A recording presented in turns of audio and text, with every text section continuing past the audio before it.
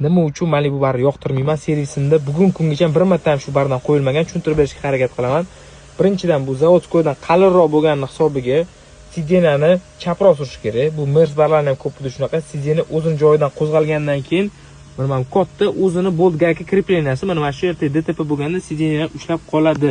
Bu yerda bo'lsa sidyena surilgani hisobiga prosta samarangizga mana shunaqa yangi teshiklarni ochib samarangizga urib yuborishadi. Ertaga DTP bo'lgani bu samarangiz bilan sidyenaning joyida ushlab qolmaydi va surilgani hisobiga o'zi bezavasizga umuman javob bermaydi.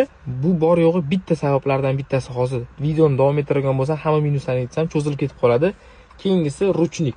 Buni ham 90% moshina kelgan bo'lsa, servisini ko'tarib ko'rgan bo'lsam, misorubkaga o'xshab ishlaydi. Da klient pul to'lasa, zo'rini original qo'yib beramiz deyishdi. O'tgan safar video joylaganda. Mana bu yerda men original qo'yilgan, lekin nimagadir ushlab qolayotgani yo'q. O'shaning uchun xullas, ko'p sotganim ko'pchilik bildi. Hozir zavod holatiga qaytaryapman.